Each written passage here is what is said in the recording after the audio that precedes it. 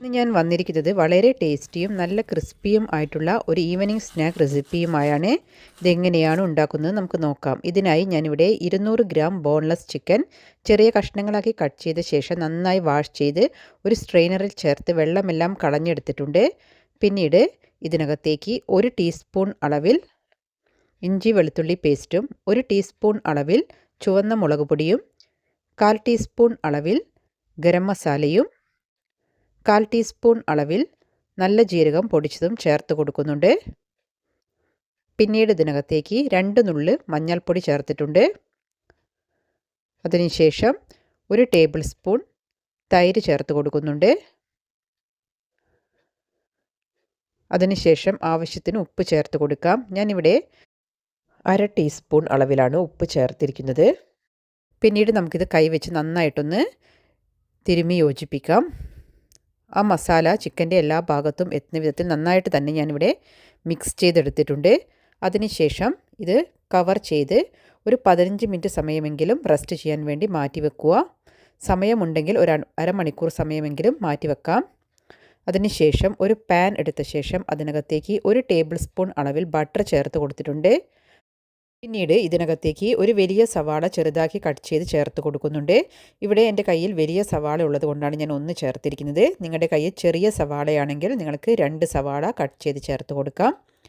അപ്പോൾ സവാള ചേർത്ത ശേഷം നമുക്കിതൊന്ന് വഴറ്റിയെടുക്കാം. അപ്പോൾ കൂടുതൽ വഴന്ന് വരേണ്ട ആവശ്യമില്ല. ഇതൊന്ന് സോഫ്റ്റായി കിട്ടിയാൽ മാത്രം മതി. അപ്പോൾ ഈ ഒരു സ്റ്റേജിൽ ഞാൻ ഇതിനകത്തേക്ക് നമ്മൾ നേരത്തെ മാരിനേറ്റ് ചെയ്ത് മാറ്റി വെച്ചിരുന്ന ചിക്കൻ്റെ പീസ് ചേർത്ത് കൊടുക്കുന്നുണ്ട്. ചിക്കൻ്റെ പീസ് ചേർത്ത ശേഷം നന്നായിട്ട് തന്നെ ഒന്ന് മിക്സ് ചെയ്തെടുക്കുക.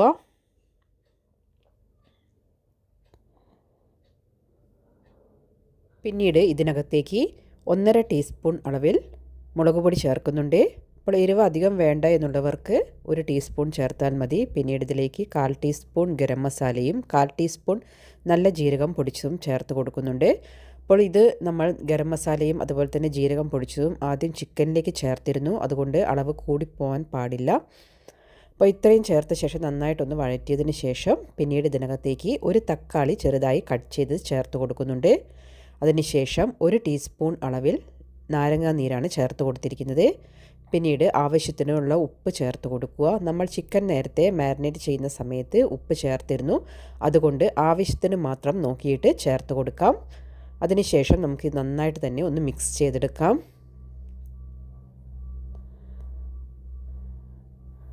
അപ്പോൾ നന്നായി മിക്സ് ചെയ്തതിന് ശേഷം ഞാനിതിവിടെ കവർ ചെയ്ത് കുക്ക് ചെയ്തെടുക്കുന്നുണ്ട്. ഏകദേശം ഒരു 10 മിനിറ്റ് സമയം ലോ ടു മീഡിയം ഫ്ലെയിമിൽ വെച്ച് നന്നായിട്ടൊന്ന് കുക്ക് ചെയ്തെടുത്തിട്ടുണ്ട്. ചിക്കൻ ചെറിയ പീസ് ആയതുകൊണ്ട് തന്നെ പെട്ടെന്ന് തന്നെ കുക്കായി കിട്ടുന്നതാണ്. അതിനുശേഷം പിന്നീട് ഇതിനകത്തേക്ക് ചേർത്ത് കൊടുക്കുന്നത് 1 നുള്ള് കസൂരി മേത്തിയാണ്. കസൂരി മേത്തി കൈവെള്ളയിൽ വെച്ച് നന്നായിട്ടൊന്ന് ഞെരടി യോജിപ്പിച്ചതിന് ശേഷമാണ് ഇതിനകത്തേക്ക് ചേർത്തിരിക്കുന്നത്. പിന്നീട് 1 ടേബിൾ സ്പൂൺ അളവിൽ ഫ്രഷ് ക്രീം ചേർത്ത് കൊടുക്കുന്നുണ്ട്. പിന്നീട് കുറച്ച് മല്ലിയില ചെറുതായി അരിഞ്ഞ് ചേർത്ത് കൊടുക്കുന്നുണ്ട്. നിങ്ങളുടെ കയ്യിൽ ഫ്രഷ് ക്രീം ഇല്ല എങ്കിൽ നിങ്ങൾക്ക് പാൽ ചേർത്ത് കൊടുക്കാവുന്നതാണ്. പക്ഷേ കൂടുതൽ ടേസ്റ്റ് എന്ന് പറയുന്നത് ഫ്രഷ് ക്രീം ചേർക്കുമ്പോഴാണ്. ഫ്രഷ് ക്രീം ചേർത്ത ശേഷം നന്നായിട്ട് മിക്സ് ചെയ്തതിന് ശേഷം ഞാനിതിവിടെ ഫ്ലെയിം ഓഫ് ചെയ്ത് വെക്കുന്നുണ്ട്.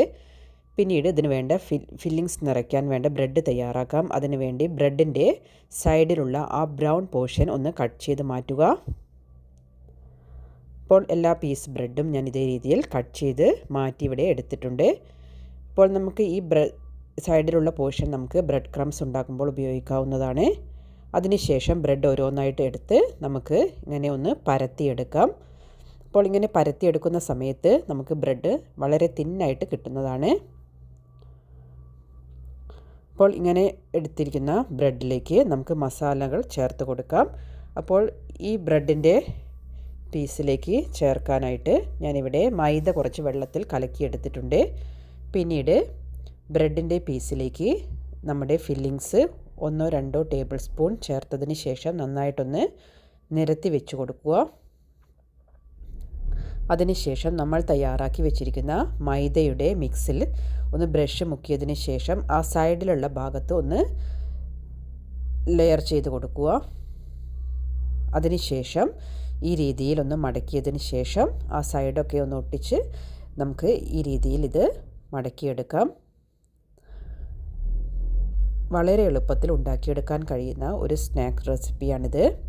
അപ്പോൾ അടുത്ത പീസ് ബ്രെഡിലേക്കും ഇതേപോലെ തന്നെ 1 അല്ലെങ്കിൽ 1.5 ടേബിൾ സ്പൂണോ ഫില്ലിങ്സ് വെച്ചതിന് ശേഷം അതിൻ്റെ സൈഡിൽ നമുക്ക് ഈ മൈദ ഒന്ന് കോട്ട് ചെയ്ത് കൊടുക്കാം. അതിൻ്റെ 3 ഭാഗം മാത്രം മൈദയാക്കേണ്ട ആവശ്യമുള്ളൂ.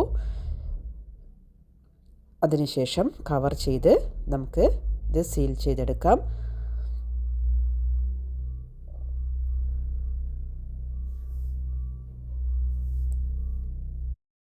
ഇപ്പോൾ ബ്രെഡെല്ലാം ഞാനിവിടെ തയ്യാറാക്കിയിട്ടുണ്ട്. ഇനി നമുക്ക് ഒരു പ്ലേറ്റിനകത്തേക്ക് 2 മുട്ട പൊട്ടിച്ച് ചേർക്കാം.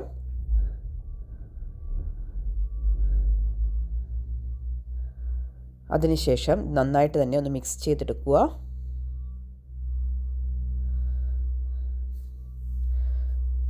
പിന്നീട് ഞാനിവിടെ കുറച്ച് ബ്രെഡ് ക്രംസ് തയ്യാറാക്കിയിട്ടുണ്ട്. ആ സൈഡിലുള്ള ബ്രൗൺ പോർഷനും കൂട്ടിയിട്ടാണ് ഞാനിവിടെ ബ്രെഡ് ക്രംസ് ഉണ്ടാക്കിയിരിക്കുന്നത്. ആദ്യം നമുക്ക് മുട്ടയുടെ ബാറ്ററിനകത്തേക്ക് ഈ ബ്രെഡ് ഡിപ്പ് ചെയ്തതിന് ശേഷം പിന്നീട് നമ്മൾ ഉണ്ടാക്കിയെടുത്തിരിക്കുന്ന ബ്രെഡ് ക്രംസിൽ പൊതിഞ്ഞ് എടുക്കുക. ഈ രീതിയിൽ ഞാൻ 2 പീസ് ഉണ്ടാക്കിയതിന് ശേഷം നമുക്കിത് ഫ്രൈ ചെയ്തെടുക്കാം. ബാക്കിയുള്ളത് നമുക്ക് ഫ്രൈ ചെയ്യുന്ന സമയത്ത് കോട്ട് ചെയ്തെടുത്താൽ മതി. അപ്പോൾ നന്നായി ചൂടായി നിൽക്കുന്ന ഓയിലിലേക്ക് ഞാൻ ബ്രെഡിൻ്റെ പോക്കറ്റ്സ് ചേർത്ത് കൊടുക്കുകയാണ്. തീ ഒരു മീഡിയം ഫ്ലെയിമിൽ വെച്ചിട്ടാണ് ഞാനിത് ഫ്രൈ ചെയ്തെടുക്കുന്നത്. അപ്പോൾ നന്നായി ചൂടായി നിൽക്കുന്ന ഓയിലിലേക്കാണ് ഇത് ചേർത്ത് കൊടുത്തിരിക്കുന്നത്. അതിനുശേഷം ഒന്ന് തിരിച്ചിട്ട് കൊടുക്കുക. അപ്പോൾ വളരെ പെട്ടെന്ന് തന്നെ നമുക്കിത് ഫ്രൈ ചെയ്തെടുക്കാനും പറ്റും. ഇപ്പോൾ ഏകദേശം ഗോൾഡൻ ബ്രൗൺ കളർ ആയി തുടങ്ങുന്ന സമയത്ത് നമുക്കിത് കോരി ഒരു പ്ലേറ്റിനകത്തേക്ക് മാറ്റി വെക്കാവുന്നതാണ്. ഒട്ടും ഓയിലൊന്നും കുടിക്കാതെ തന്നെ നല്ല ക്രിസ്പി ആയിട്ട് നമുക്ക് തയ്യാറാക്കിയെടുക്കാൻ പറ്റുന്ന ഒരു സ്നാക്കിൻ്റെ റെസിപ്പിയാണിത്. അതുപോലെ ബാക്കിയുള്ളതും ഈ സമയത്താണ് ഞാനിത് മുട്ടയിലേക്ക് മുക്കിയതിന് ശേഷം ബ്രെഡ് ക്രംസിൽ പൊതിഞ്ഞെടുത്തതിന് ശേഷം ഓയിലിലേക്ക് ചേർത്ത് കൊടുക്കുകയാണ്. നമുക്ക് പെട്ടെന്ന് തന്നെ ഇങ്ങനെ ഡിപ്പ് ചെയ്ത് കോട്ട് ചെയ്തെടുക്കാൻ പറ്റും. അതുകൊണ്ട് ഫ്രൈ ആക്കുന്ന സമയത്ത് ബാക്കിയുള്ളത് ആക്കി കൊടുത്താൽ മതി. ഇപ്പോൾ ഒരു ഭാഗം ആയതിനു ശേഷം ഒന്ന് തിരിച്ചിട്ട് കൊടുക്കുക. അതിനുശേഷം ഒന്ന് ഗോൾഡൻ ബ്രൗൺ കളർ ആയി തുടങ്ങുന്ന സമയത്ത് നമുക്കിത് കോരി മാറ്റി വെക്കാവുന്നതാണ്. അപ്പോൾ നമ്മൾ നോമ്പൊക്കെ വരുന്ന സമയത്ത് വളരെ പെട്ടെന്ന് ഉണ്ടാക്കിയെടുക്കാൻ കഴിയുന്ന നല്ല ടേസ്റ്റി ആയിട്ടുള്ള ഒരു ഫില്ലിങ്സ് ആണ് ഇതിൻ്റെ പ്രത്യേകത. അപ്പോൾ ഈ രീതിയിൽ ഞാൻ ബാക്കിയുള്ള എല്ലാ ബ്രെഡ് പോക്കറ്റ്സും ഇവിടെ തയ്യാറാക്കിയെടുക്കുന്നുണ്ട്. അപ്പോൾ നമ്മുടെ വളരെ ടേസ്റ്റി ആയിട്ടുള്ള ബട്ടർ മസാല ബ്രെഡ് റോൾ ഇവിടെ തയ്യാറായിട്ടുണ്ട്. അപ്പോൾ നിങ്ങളെല്ലാവരും ട്രൈ ചെയ്ത് നോക്കുക. നിങ്ങൾക്ക് ഈ വീഡിയോ ഇഷ്ടമായിട്ടുണ്ടെങ്കിൽ ഫ്രണ്ട്സിലും ഫാമിലിക്കും എല്ലാം ഷെയർ ചെയ്ത് സപ്പോർട്ട് ചെയ്യുക.